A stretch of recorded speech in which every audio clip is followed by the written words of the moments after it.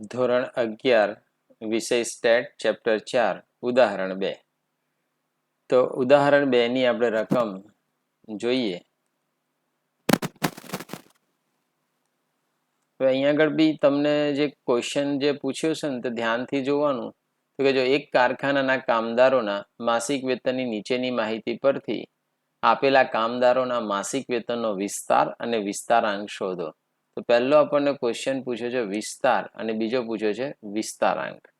તો દરેક સ્ટુડન્ટ ધ્યાનથી સમજે કે અહીં આગળ સૌ પ્રથમ આવી બે રકમ બી આપી હોય ને, તમારે પહેલું જે માસિક વેતન આપેલું છે ને એ વેતનની અંદર જ તમારે અહીં આગળ હાઈએસ્ટ રકમ જોવાની. તો હાઈએસ્ટ રકમ કેટલી છે? તો કે 12,000.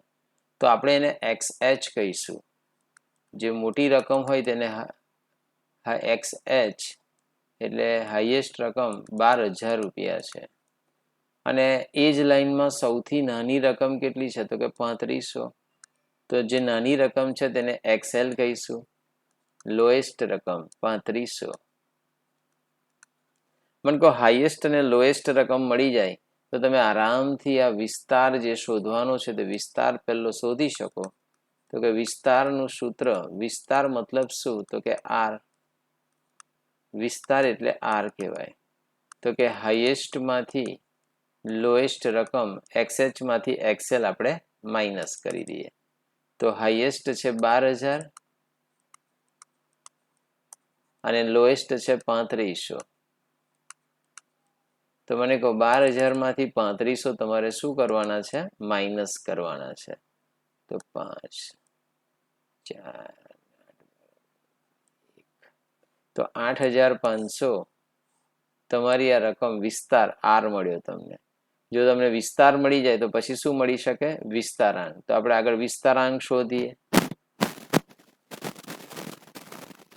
એ લખું છું વિસ્તારાંક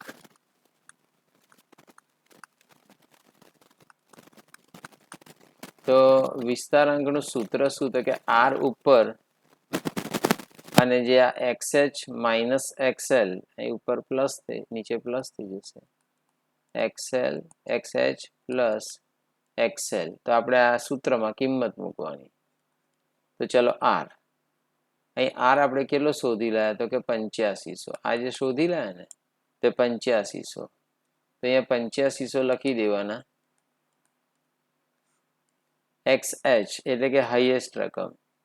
તો હાઈએસ્ટ રકમ કેટલી હતી આપણી? 12,000. તો અહીંયા આગળ હું લખી દઉં છું 12,000 પ્લસ XL એટલે લોએસ્ટ રકમ કેટલી હતી? તો કે 3500. તો અહીંયા લખી દઉં છું 3500. 8500 12,000 માં 3500 પ્લસ કરો 12 13 14 15 15,500. તો પછી 8500 ભાગ્યા 15,500 કરવાના. તો અહીં આગળ જોઉં છું અત્યારે હાલમાં 8500 ભાગ્યા 15,500 તો 0.5483 આવે છે.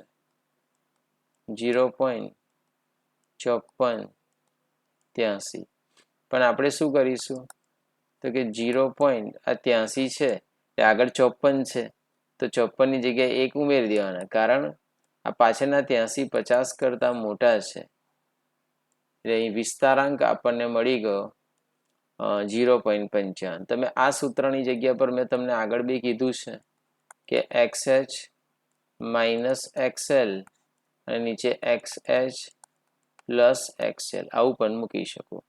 ઓલમોસ્ટ દાખલો પૂરો થઈ ગયો છે આપણો. હવે ખાલી એના જેવા દાખલા આપણે જોઈ લઈએ કે 4.1 નો બીજો દાખલો અને એફમાં પહેલો દાખલો જે છે તેમાં બધું બહુ પ્રશ્ન પૂછેલા છે, પણ આપણે ખાલી વિસ્તાર અને વિસ્તારાંક બે શોધવાનો એટલે આપણી પ્રેક્ટિસ થઈ જાય. તો આ દાખલાની અંદર દરેક વિદ્યાર્થીને કમ્પ્લીટ ખ્યાલ આવ્યો હશે એવું સમજુ છું. તો ઓલ સ્ટુડન્ટને મિતેશ ક્લાસીસ તરફથી થેન્ક યુ વેરી મચ.